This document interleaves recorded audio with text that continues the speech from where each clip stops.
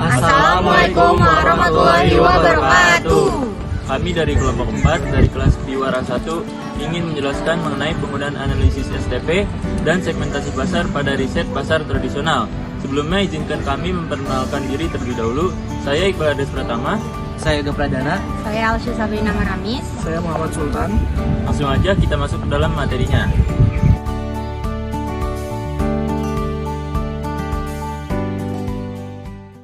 Apa itu riset pasar tradisional? Riset pasar tradisional adalah sebuah proses penting yang bertujuan untuk memahami dinamika pasar tradisional. Proses ini melibatkan pengumpulan, analisis, dan interpretasi data.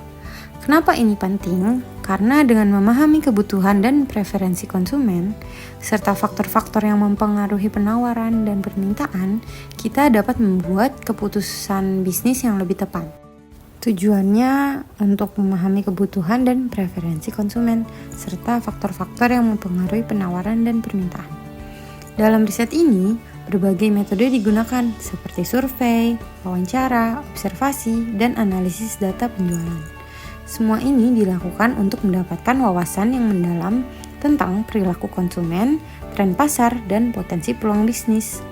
Dengan riset pasar tradisional, kita bisa melihat lebih jelas gambaran besar yang ada di pasar, sehingga bisa mengambil keputusan yang lebih tepat dan strategis.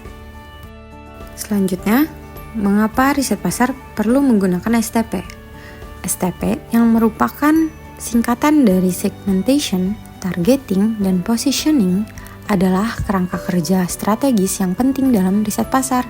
Dengan STP, perusahaan dapat mengidentifikasi segmen-segmen pasar yang berbeda, memilih segmen yang paling sesuai dengan produk atau layanan mereka, dan menentukan cara terbaik untuk memposisikan produk di benak konsumen. Segmentation membantu memahami berbagai segmen pasar. Targeting memungkinkan fokus pada segmen yang paling menguntungkan, dan positioning menciptakan citra produk yang kuat dan unik.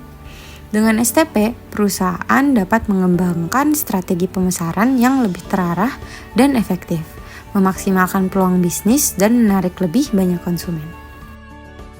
Masuk ke pembahasan yang pertama, yaitu segmentasi dalam pasar tradisional. Segmentasi pasar tradisional adalah proses membagi pasar yang lebih besar menjadi kelompok-kelompok yang lebih kecil berdasarkan karakteristik tertentu. Di pasar tradisional, segmentasi dapat dilakukan berdasarkan yang pertama, demografi, seperti usia, jenis kelamin, pendapatan, pendidikan, dan status pernikahan. Lalu ada geografi, yaitu lokasi, kota, atau daerah tertentu. Selanjutnya psikografi, seperti gaya hidup, nilai-nilai, dan juga minat. Dan yang terakhir, perilaku, di mana kebiasaan berbelanja, frekuensi pembelian, dan loyalitas terhadap merek. Dengan melakukan segmentasi, pedagang di pasar tradisional dapat lebih fokus dalam melayani kebutuhan spesifik dari setiap segmen, meningkatkan kepuasan pelanggan, dan mengoptimalkan sumber daya pemasaran. Selanjutnya, targeting dalam pasar tradisional. Targeting adalah proses memilih satu atau lebih segmen pasar yang telah diidentifikasi untuk dijadikan target pemasaran. Dalam konteks pasar tradisional, targeting melibatkan yang pertama, evaluasi segmen seperti mengenali ukuran, potensi pertumbuhan, daya beli, dan tingkat persaingan dalam setiap segmen. Dan yang kedua, memilih segmen, yaitu menentukan segmen mana yang paling sesuai dengan produk atau layanan yang ditawarkan, serta memiliki potensi keuntungan terbesar. Dengan targeting yang tepat, pedagang pasar tradisional dapat memfokuskan upaya pemasaran mereka pada kelompok konsumen yang paling mungkin untuk membeli produk mereka, sehingga meningkatkan efisiensi dan efektivitas pemasaran. Selanjutnya adalah positioning dalam pasar tradisional. Positioning adalah proses menciptakan citra atau identitas produk di benak konsumen dalam segmen pasar yang ditargetkan. Di pasar tradisional, positioning dapat dilakukan melalui kualitas produk, yaitu menyediakan produk yang berkualitas tinggi untuk menarik konsumen, menawarkan harga yang kompetitif sesuai dengan daya beli segmen yang ditargetkan, memberikan pelayanan yang baik dan personal kepada pelanggan, serta diferensiasi produk, yaitu menyediakan produk yang unik atau berbeda dari pesaing. Dengan positioning yang tepat, pedagang pasar tradisional dapat membangun loyalitas pelanggan dan meningkatkan daya saing mereka di pasar. Oke, selanjutnya ini adalah materi dari manfaat STP untuk pasar tradisional. Penggunaan STP dalam pasar tradisional memiliki beberapa manfaat antara lain. Yang pertama, meningkatkan efisiensi pemasaran.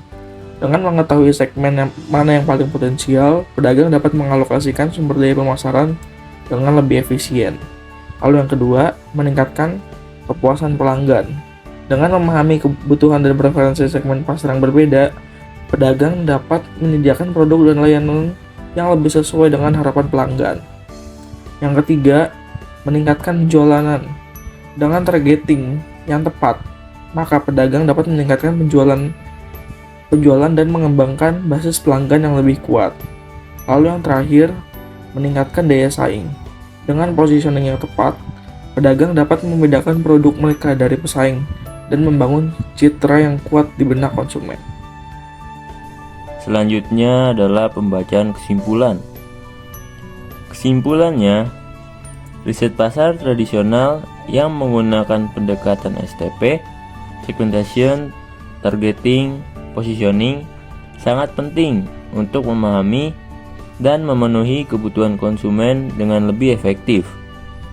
Melalui segmentasi, targeting, dan positioning, pedagang pasar tradisional dapat mengembangkan strategi pemasaran yang lebih terarah dan efisien, meningkatkan kepuasan pelanggan, serta memperkuat posisi mereka di pasar.